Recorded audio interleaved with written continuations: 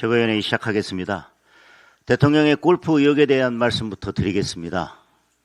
동해에서 우리 해군 장병이 죽음으로 차갑게 식어가고 있을 때 대통령은 골프채를 휘두르고 있었다는 의혹이 제기되고 있습니다. 청와대는 비공개 일정이라며 답변을 회피하고 있습니다. 골프 친 게 비공개 일정이라서 어디서 누구랑 몇 시에 쳤는지를 공개하기 어렵다는 이야기입니까? 아니면 다른 비공개 일정을 하고 있었다는 겁니까? 첫 번째, 비공개 일정이라서 누구랑 언제 어디서 골프를 쳤는지 밝히기 어렵다면 골프를 쳤다는 이야기만 하면 됩니다. 골프 외에 다른 비공개 일정을 하고 있었다면 골프는 치지 않았다는 답변만 하면 됩니다. 더 큰 문제는 우리의 장병이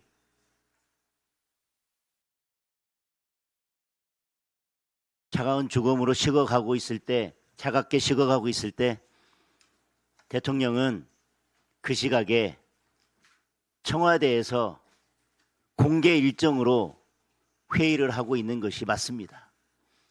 지금까지 대통령의 어떤 메시지도 나오지 않고 있습니다. 국민 여러분께 묻겠습니다. 이 정도면 골프 친 거 맞지 않습니까? 최혜병 사건이 발생했을 때 그 당시 더불어민주당 당대표로서 이재명 대통령 스스로 했던 행동들에 비추어 보면 대통령 탄핵되는 게 맞지 않습니까?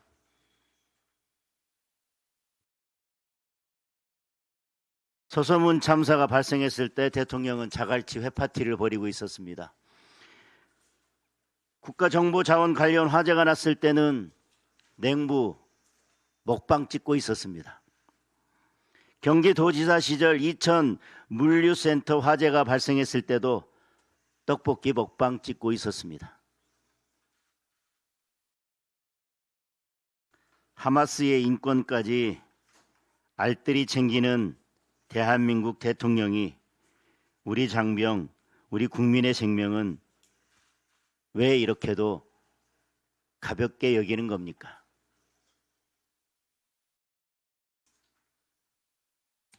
다시 한번 골프 친 것이 맞다면 명백한 탄핵 사유라는 점을 강조해서 말씀드립니다.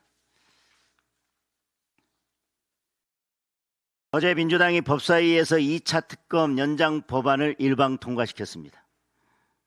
3대 특검도 모자라서 2차 특검을 하더니 그걸 또 연장하겠다는 겁니다. 그런데 전혀 낯설지도 않고 전혀 이상하지도 않고 충분히 예상할 수도 있는 일이지만 결국 어제 원희룡 전 국토부 장관에 대한 압수수색을 실시했습니다. 법사위에서 2차 특검 연장법을 일방 통과시키는 날 기가 막히게도 늘 그래왔듯이 원희룡 장관에 대해 전 장관에 대해서 압수수색 실시한 거 아니겠습니까? 1년 넘게 조사하고 출국 금지 조치 그렇게 해두고도 혐의 입증 못해서 지금까지 아무것도 못하고 있지 않았습니까? 그런데 수사 종료 시점에 맞춰서 민주당이 법사위에서 일방적으로 2차 특검 연장법을 통과시키는 날 뒤늦게 뜬금없이 압수수색을 실시했습니다. 원희룡 전 장관이 여야가 함께 노선검증위원회 구성해서 사실 검증하자라고 제안했을 때 정치적 공격만 하고 정치적 의혹만 부풀리고 그거 거부했던 게 누굽니까? 민주당 아닙니까?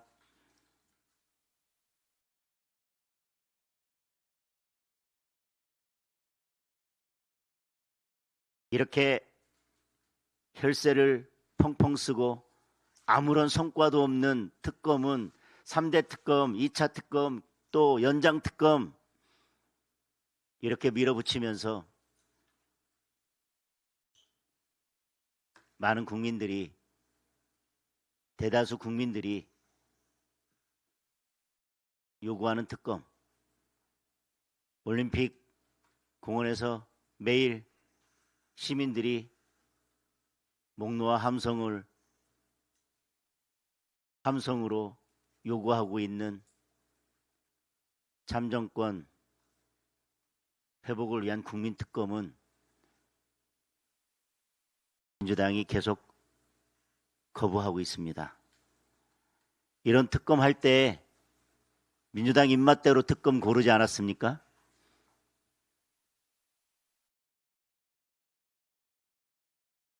지금이라도 야당이 주도하는 참정권 회복을 위한 국민특검 즉각 수용하길 강력하게 요구합니다. 이상입니다. 먼저 보안수사권에 대해서 말씀드리겠습니다.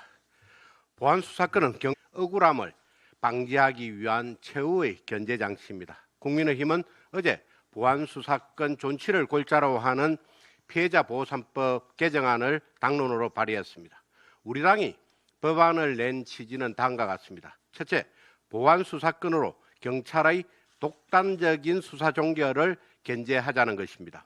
특히 살인, 강도와 같은 흉악범죄, 아동대상범죄, 공익을 중대하게 침해하는 범죄에 대해서 이중점검 차원으로 보안수사가 반드시 필요합니다. 둘째, 검사들의 직접 수사 범위를 경찰과 공수처에 대한 견제의 역할로 제한하는 것입니다. 검사들이 모든 사건을 수사하게 하는 것이 아니라 경찰, 공수처, 검찰 등 수사기관들이 서로 견제할 수 있게 하자는 것입니다. 셋째, 검사의 공소취소권을 없애는 것입니다. 검사의 공소취소권이야말로 수사권보다 더 막강한 무소불위의 권한입니다. 경찰도 함부로 수사 종결해서는 안 되겠지만 검사들도 함부로 재판을 취소하지 못하게 만들자는 것입니다. 마지막으로 이재명 대통령께 말씀드립니다. 박정희 대통령의 경부고속도로, 노무현, 이명박 대통령의 한미 FTA처럼 역대 대통령들은 때로는 국민들께 사과하고 때로는 국민들을 설득하면서 반대를 정면 돌파했습니다. 그런데 이재명 대통령은 평소엔 세상만사, 공무원 술자리까지 시시콜콜 간섭하고 호통치면서 정작 보안수사권처럼 중요한 현안에 대해 철저히 침묵을 지키고 있습니다. 이재명 대통령은 보안수사권에 대한 분명한 입장을 밝히십시오. 대통령이 강성 지지층 눈치만 살살 보면서 침묵을 지키고 애매한 태도를 보일수록 이재명 정부의 운명은 유시민 작가의 말처럼 필연적인 실패의 길로 가게 된다는 것을 명심하기 바랍니다. 어제 민노총이 원청교섭 원년을 외치면서 총파업대회를 열었습니다. 노란봉투법의 취지에 맞게 원청교섭 확대를 위한 투쟁에 나선 것입니다. 사용자 개념을 무한으로 확장시킨 노란봉투법의 폐해가 갈수록 극심해지고 있는 것입니다. 그런데도 정부와 민주당은 그 어떤 책임도 지지 않고 있습니다. 오히려 정반대입니다. 고용노동부는 노란봉투법 해석 지침을 통해 원칙적으로 공공부문은 사용자성이 인정되기 어렵다고 했습니다. 산업 현장을 아수라장으로 만들어 놓고 본인들만 빠져나가겠다는 것입니다. 삼성전자 노조가 호남권 반도체 클러스터를 노사교섭 의제로 다루겠다고 하자 고용노동부는 단체 교섭 및 노동쟁의 대상에 포함되지 않는다고 선을 그었습니다. 노조가 경영에 5만 가지 간섭을 다 할 수 있게 악법을 만들어 놓고도 본인들은 예외, 정부 정책은 예외라는 것입니다.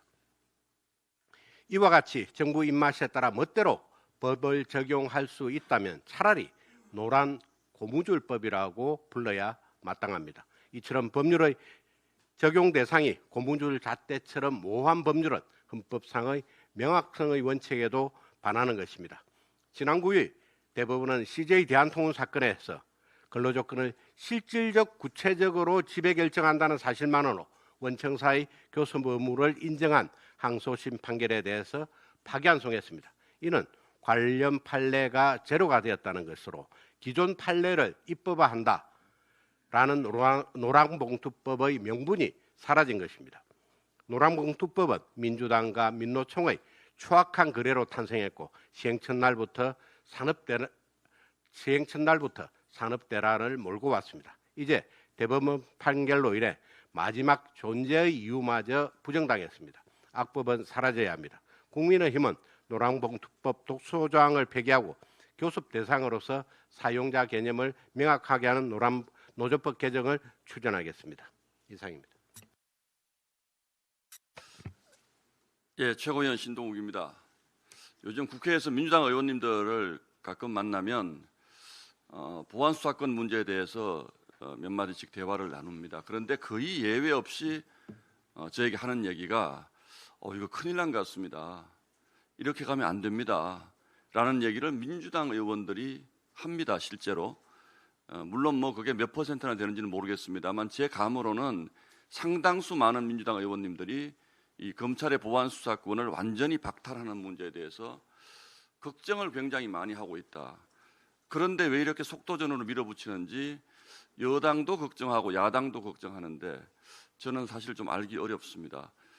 걱정한다는 것은 결국 그 국민들에게 피해가 갈 수 있다는 부분을 걱정을 하는 것이겠죠. 실제로 최근에 언론 보도를 하나 보면 이런 부분이 있습니다. 그 경찰 수사관이 피해자 측 변호인에게 우리가 제대로 수사 보고서를 쓰기가 어려우니까 어떤 범죄로 송치를 해야 할지, 어떤 법리로 송치를 해야 될지 피해자 측에서 피해자 변호인이 자세히 써주면 우리가 그대로 넘겨서 기소하게 해주겠다. 이런 사례들이 있다는 겁니다. 저는 이런 사례들이 실제로 이 기사에 언급된 부분뿐만이 아니라 많이 있을 수 있을 거라고 생각합니다. 그래서 여기서 다시 한번 생각을 해보게 됩니다. 예전에는 대검 통계를 보면 송치된 사건의 45% 정도를, 그러니까 절반 가까이를 검찰의 보안 수사권을 통해서 보완해서 기소를 하는데 이제 이 45%에 대해서 검찰의 보안 수사권이 없어지면 온전히 경찰 수사 단계에서 완벽한 기소 의견서를, 일종의 기소 의견서를 써서 검찰에 보내야지 이게 기소가 되는데 경찰이 과연 이걸 다 감당할 능력이 있느냐라는 데 대해서는 큰 이견이 없는 것 같습니다. 그래서 제가 조금 전에 언급한 것처럼 경찰 피해자 측의 변호인이 너가 왜 억울한지를 자세히 써주면 그걸 그냥 넘겨주겠다. 이런 일이 발생한다는 겁니다. 자, 그렇다면 검찰의 보안 수사권을 완전히 박탈하는 것은 누구를 위한 것입니까? 억울한 피해자를 위한 겁니까? 아니면 경찰을 위한 겁니까? 제가 보기에는 아무리 생각을 해봐도 보안 수사권을 박탈하게 되면 억울한 피해자들이 굉장히 많이 양산될 것 같고 대한민국은 유전무죄의 국가, 그러니까 경찰 단계에서 유능한 전관 변호사를 써서 피해자 측에서는 기소를 하게 만들고 또 가해자라면 경찰 단계에서 유능한 변호사를 써서 이거 범죄 안 되니까 아예 송치하지 말아달라라고 말할 수 있는 그런 국가로 가지 않겠습니까? 상식적으로. 그래서 한편으로 보면 검찰의 보안 수사권이 검찰을 위한 것이기도 하지만 피해자 입장에서 보면 굉장히 고급 법률 서비스를 피해자가 받을 수 있는 기회를 가지게 하는 것이기도 합니다. 변호사를 비싼 돈 주고 사서 쓸 능력이 안 되는 피해자들은 검찰의 보안 수사를 통해서 그 고급 법률 서비스를 받을 수 있는 길을 열어둔 것이 바로 검찰의 보안 수사권인데 지금 민주당 안에 따르면 경찰 단계에서 매우 고급 변호인을 쓸 수 있는 피해자가 아니면 상당수의 사건들이 그냥 묻히거나 경찰 단계에서 종결 처리되는 이런 상황으로 갈 수밖에 없다는 것입니다. 그래서 이것이 걱정된다는 것을 민주당 국회의원들도 다 잘 알고 있는 것입니다. 이념이 실용을 압도할 때 이런 국가적 불행이 생길 수 있다는 것을 국민 여러분들께서도 꼭 좀 알아주시기 바라고, 그래서 저희가 이 보안수사권 존치를 주장하는 것은 검찰을 옹호하기 위해서 이런 것을 하는 게 아니고, 사실 국가가 어떤 제도를 두는 것은 그 기관을 보호하기 위해서 두는 것이 아니고 국민을 보호하기 위에서 둔다라는 그 근본적인 국가 설계의 철학을 우리가 다시 한번 생각해 봐야 할 것입니다. 결론적으로 말씀드리면 피해자 측에서 검찰의 보안 수사권을 통해서 고급 무료 법률 서비스를 받을 수 있는 길을 이 보안 수사권 폐지를 통해서 완전히 원천적으로 봉쇄하는 그것이 바로 이번 검찰 보안 수사권 폐지의 본질이다라고 저는 생각을 합니다. 이상입니다.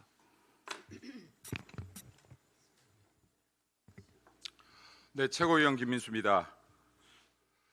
1,500원짜리 아이스크림 한 개를 성인 2명이 계산치 않고 나눠 먹었습니다. 절도범도 상습범도 아니었습니다. 30대 발달 장애인들이었습니다. 피해자조차도 처벌을 원치 않았습니다. 하지만 경찰은 이를 2인 이상 합동에 의한 특수절도로 검찰에 송치했습니다. 수사는 사람이 하는 일입니다. 오판이 있을 수 있습니다. 과도한 법 집행도 있을 수 있습니다. 이번 사건은 단순한 절도 사건이 아닙니다. 사회적 약자에 대한 특수성이 고려되었는지, 수사 과정에서 비례성과 상식이 지켜졌는지, 그리고 왜 형사법 기관 간의 견제와 균형이 필요한지를 보여주는 사건입니다. 검찰의 보안 수사권은 경찰을 불신하는 제도가 아닙니다. 국민 기본권을 보호하기 위한 최소한의 안전장치입니다. 사법 체계를 흔드는 정파 싸움, 민주당 멈추시길 바랍니다. 국민을 위한 정치하시길 간청드리겠습니다. 다음으로 어제 있었던 청와대 업무보고 현장 지시사항에 대한 건 말씀드리겠습니다. 술 먹고 노는 것은 좋은데 옆자리에 젊은 이성 앉히지 마라. 이재명의 말이었습니다. 공직기강 확립 방안이 아닌 회식 자리 배치 요령을 알려주고 있습니다. 문제는 젊은 이성이 아닙니다.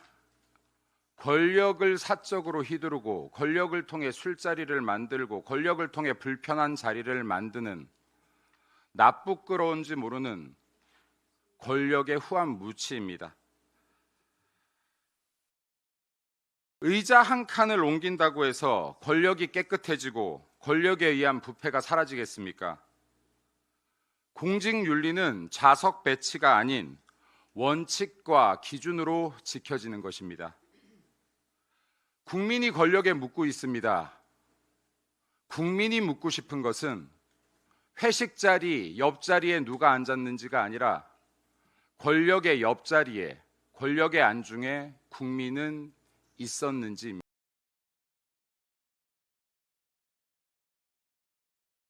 권력을 진 권력자 여러분, 기준과 원칙을 세우길 부탁드리겠습니다.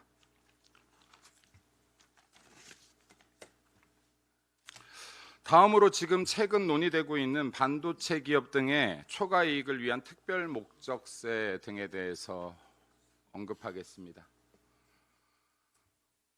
삼성전자 이제 대한민국을 떠나십시오.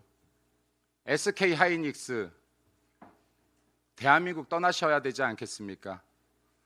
대한민국 창업을 준비하는 수많은 청년 창업가 여러분, 대한민국이 아닌 미국에 가서 창업을 하시기 바랍니다. 제가 최고위원직과 함께 교수직을 하는 것이 어렵다고 판단되어서 작년에 교수직에서 사퇴했습니다만 대학교 강단에서 10년 이상을 창업을 교육해 왔습니다. 만약 지금 제가 이 순간에도 대학 강단에서 창업 교육을 하고 있다면 창업 준비를 하는 학생들에게 대한민국이 아닌 미국에서 창업을 하라고 가르쳐야 할 것 같습니다. 대한민국 지금 기업이 이익을 내면 정치가 먼저 계산기를 두드립니다. 기업의 수익에 얼마를 나눌 것인지를 정치가 따지고 있습니다. 과연 대한민국 지금 AI 시대, 글로벌 기술 패권 전쟁을 하는 시대의 모습인지를 묻고 싶습니다.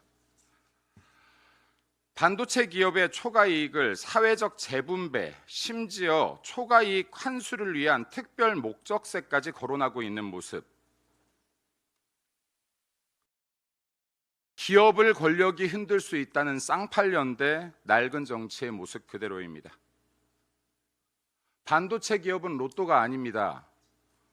반도체로 낸 수익, 오늘의 이익을 내면 내일의 연구개발비로 써야 되는 비용들입니다. 미래 세대의 기술 비용입니다. 불황이 오면 불황을 버텨야 되는 기업의 생존 자금입니다. 대한민국 기업들 마음 놓고 기업할 수 있겠습니까? 기업은 수익을 낸 것만으로도 사회적 기여를 하는 집단입니다. 수익을 내는 것만으로도 더 많은 청년들을 채용하고 더 많은 세금을 냅니다. 이것만으로도 충분히 사회에 기여하는 집단이 기업입니다. 대한민국 기업하기 좋은 나라 만들어야 청년들을 위한 양질의 일자리도 생기고 미래 기술 패권 경쟁에서 한 발 더 앞서 나갈 수 있지 않겠습니까? 이재명 정권과 민주당에 고합니다. 과거가 아니라 미래를 준비하며 정치하시기 바랍니다. 마지막으로 한 가지만 더 말씀드리겠습니다. 국민의힘 조만간 도당위원장 등에 대한 선거가 있습니다. 국민의힘 아직까지도 당원들의 투표가 아닌 당협위원장들에 의한 대의원제 투표를 진행 중입니다. 과연 도당위원장, 시당위원장을 뽑는 선거에 당원들의 의사가 반영되는지 이것이 지금 현대 정치에 맞는 방향인지를 묻고 싶습니다. 시간이 얼마 남지 않았습니다. 하지만 지금부터 서둔다면 이번 선거부터 당원들이 도당위원장을 뽑고 당원들이 시당위원장을 뽑을 수 있는 제도로 변경할 수 있을 거라 생각합니다. 당원이 주인인 정치, 당원을 위하는 정치, 당원의 의사를 반영하는 정치가 곧 국민을 위한 정치, 국민의 의사를 반영하는 정치로 확대될 수 있다고 생각합니다. 잘못된 제도가 있다면 국민의힘부터 바꿔나가면 좋겠습니다. 이상입니다.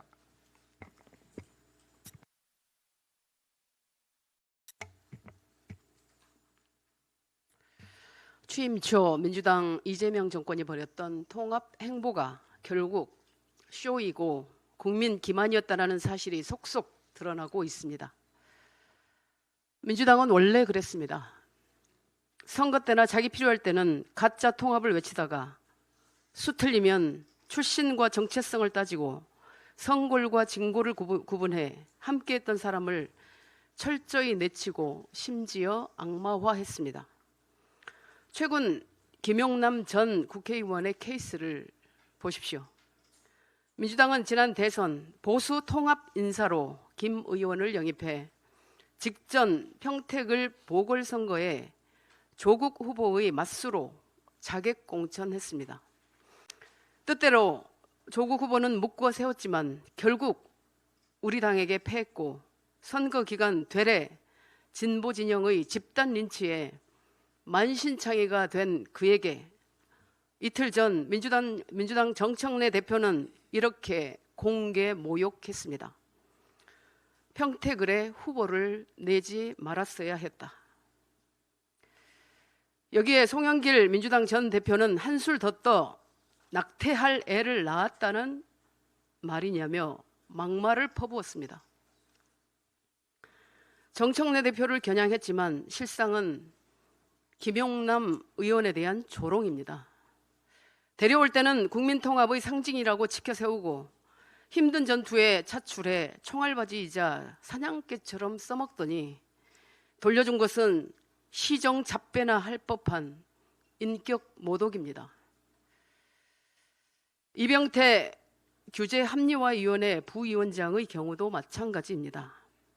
보수 포용 인사로 영입된 그는 최근 한 고교 야구단의 스타벅스 응원 논란과 관련해 소신 발언을 했다는 이유로 민주진영에서 극우니 배신자니 온갖 조롱을 당하고 과거 행적과 출신까지 비난받으며 결국 쫓겨나듯 사임했습니다.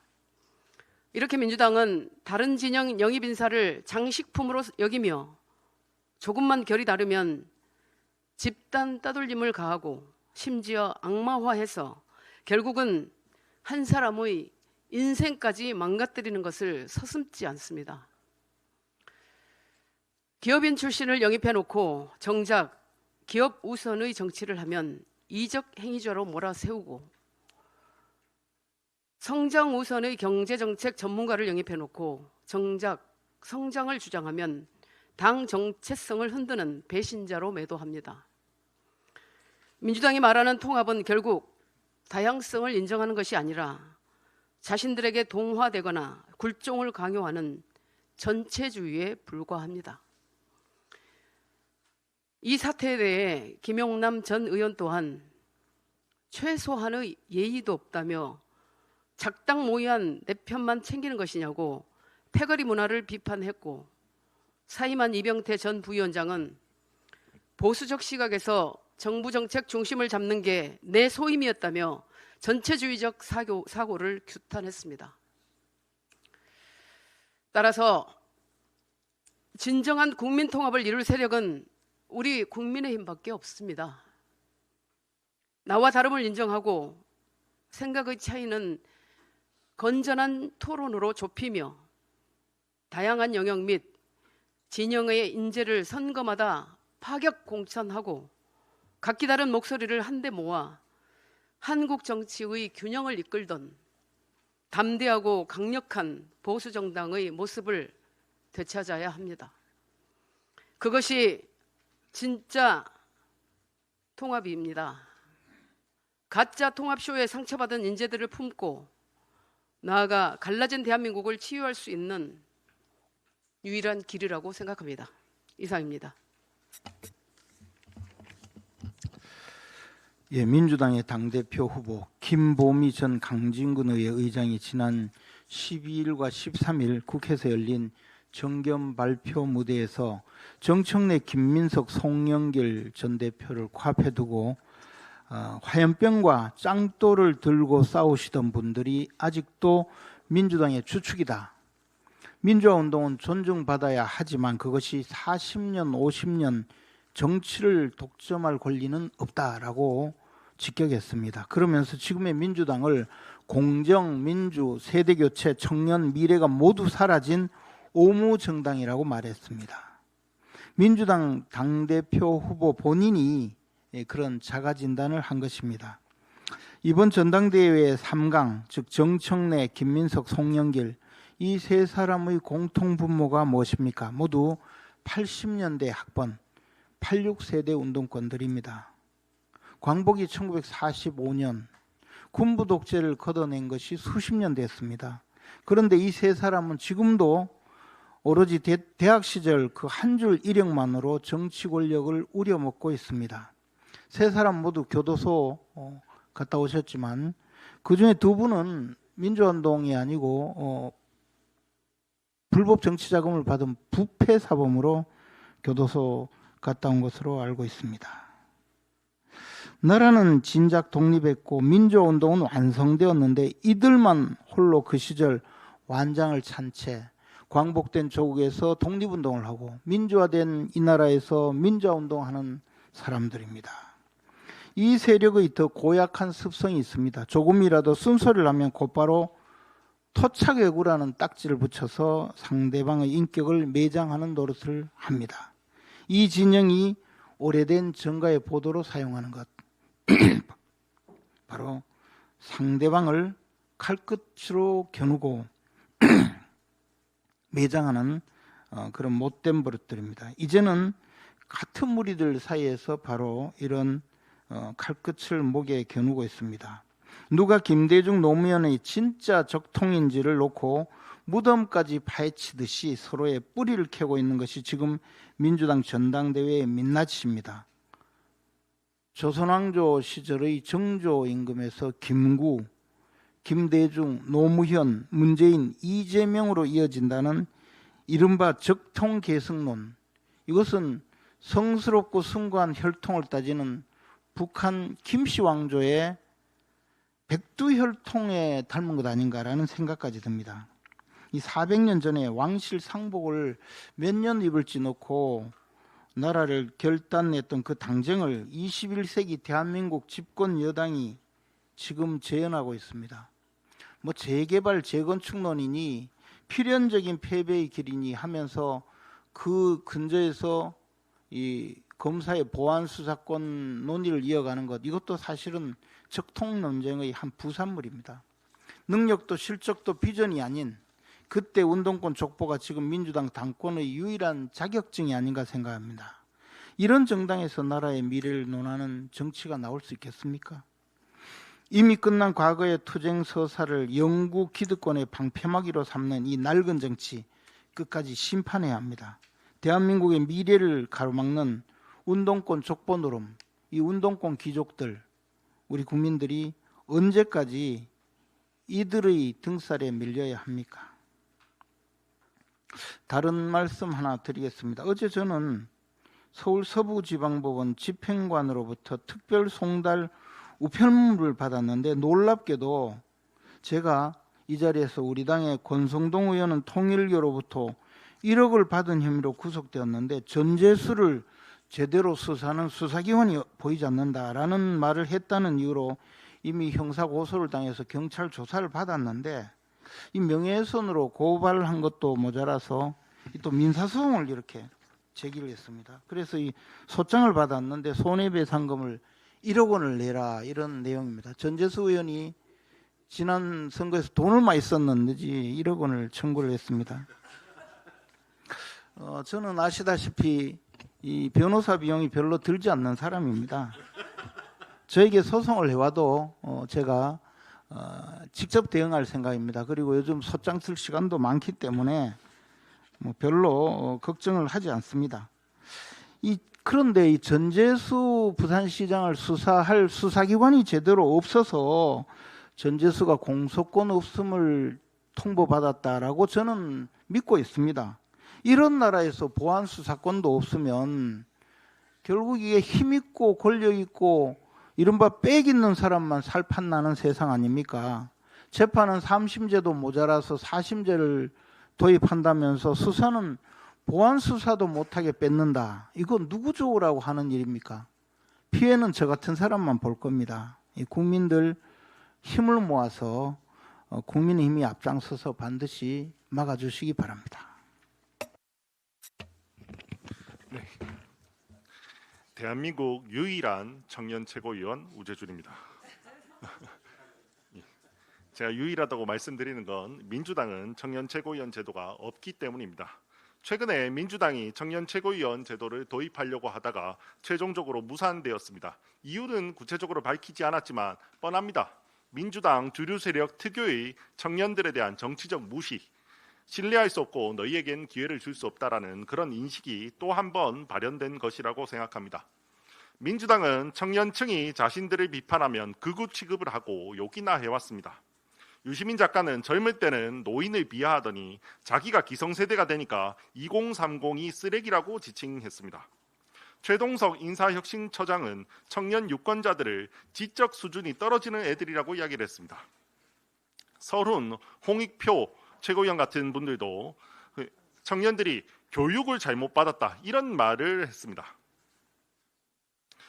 청년들이 지금 민주당을 싫어하는 이유는, 비판하는 이유는 단지 어려운 현실만 있는 것은 아닙니다. 물론 너무나도 경제적으로도 어려운 현실도 있고 또한 민주당이 기득권화되어 있고 그런 부분에 대한 비판도 있습니다. 그러나 무엇보다도 청년들을 정치적 주체로 인정하지 않고 경청하지 않는 그런 오만함에 대한 불만도 매우 큽니다.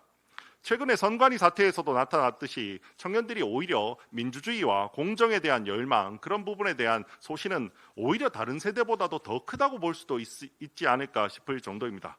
그렇다면 그런 부분에 대해서 우리가 더 귀를 기울이는 그런 태도가 필요합니다. 청년들에게 경청할 생각은 하지 않고 무슨 술자리에 옆에 누구 앉히냐 마냐 이런 이야기나 하고 있는 민주당에게 유감을 표합니다.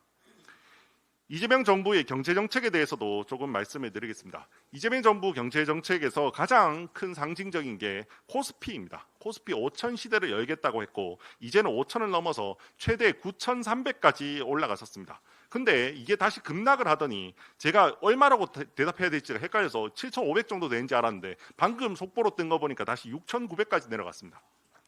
너무나도 변동성이 큽니다.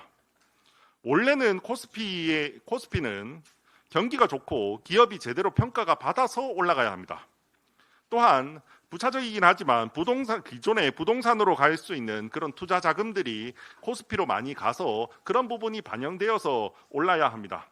그럼에도 불구하고 이재명 정부에서는 실제로는 지방선거용으로 이런 코스피를 너무 이용하다 보니까 지방선거 직전에 단일 종목 레버리지 ETF 같은 거 도입해서 그리고 국민연금 투입해서 국가가 너무나도 변동성이 크게 올려버렸습니다. 그러니까 지방선거 끝나니까 코스피가 폭락했습니다.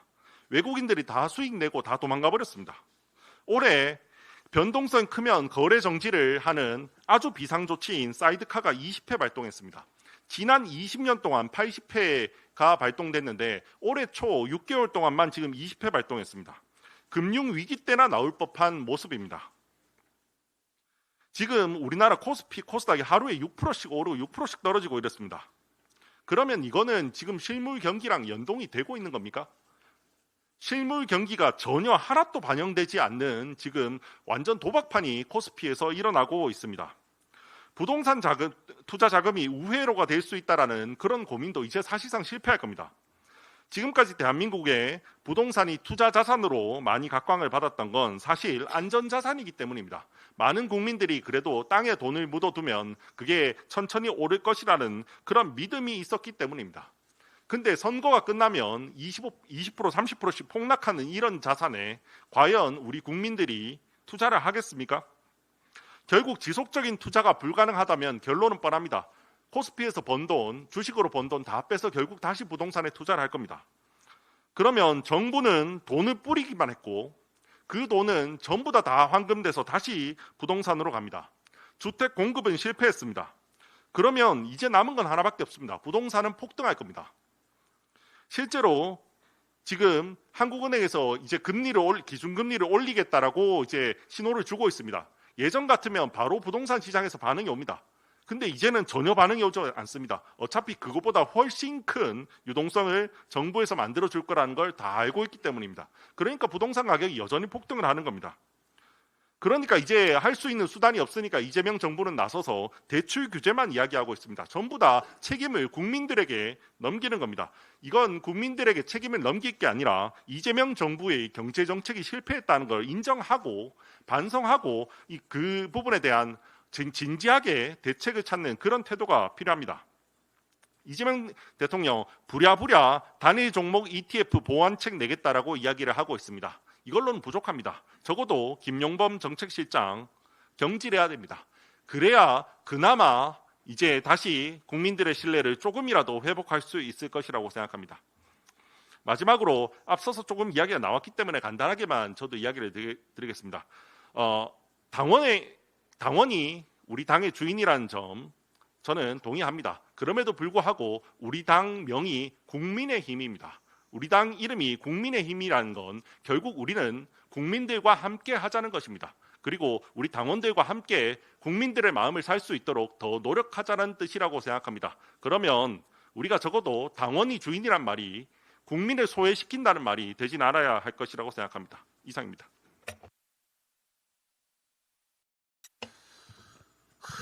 올림픽 공원에 대해서 다시 한번 말씀드려야겠습니다.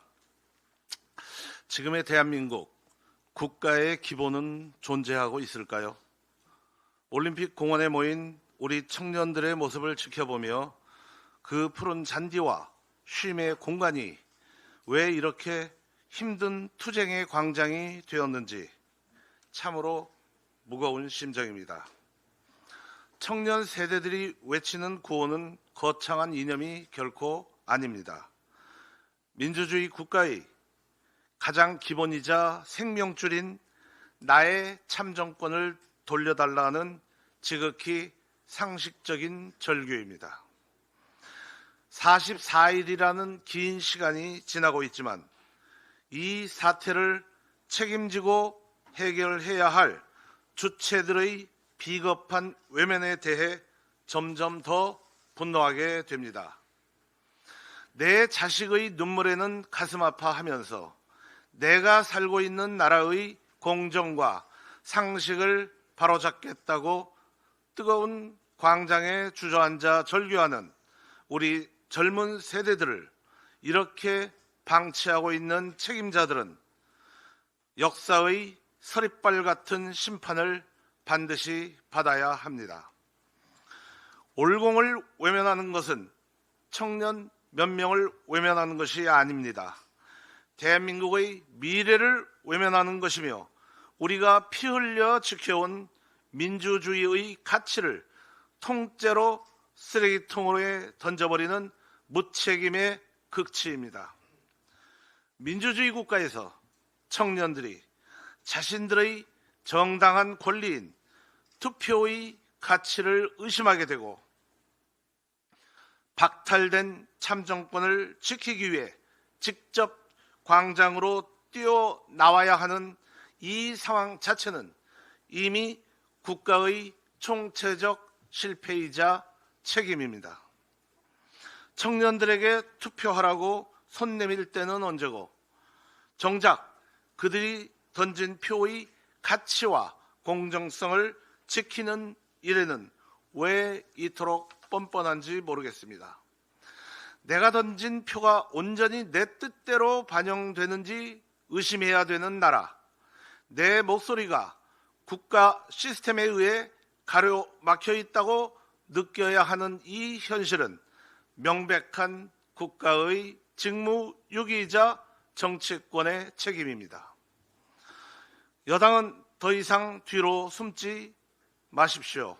청년들의 정당한 요구를 침묵으로 일관하며 시간이 흘러 잊혀지기를 기다리면 안 됩니다.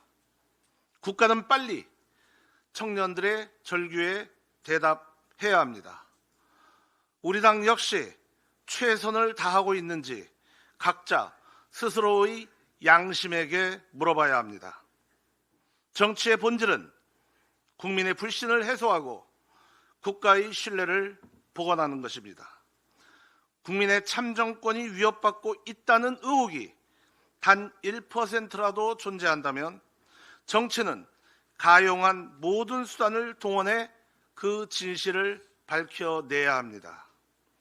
이미 신뢰를 잃은 사법체계와 정부 기관을 완전히 배제한 독립적인 특별검사를 도입하는 것만이 유일한 해결책입니다. 특검을 통해 무엇이 진실이고 어디서부터 잘못되었는지 낱낱이 파헤쳐 청년들의 분노를 풀고 다시는 참정권이라는 국민의 기본권이 흔들리지 않도록 쐐기를 박아야 합니다. 우리는 할 수 있는 모든 수단을 동원하여 올공에서 울려 퍼지는 청년들의 기본적 목소리에 힘을 쏟아야 합니다. 특검을 반드시 관철시켜야 합니다. 참정권이 온전히 지켜지고 무책임한 국가가 응답할 때까지 단결된 힘으로 끝까지 싸워야 할 것입니다. 청년 여러분들께서 지금은 외로우실 수도 있다고 생각합니다. 하지만 국민의힘은 당원과 함께 여러분의 공정과 정의를 향한 길에 늘 함께 서 있겠습니다. 내일이 제헌절입니다. 헌법 질서를 확립한 날입니다. 헌법 질서가 무너진 현장 올림픽 공원에서 내일 하루를 보내야 될 것 같습니다.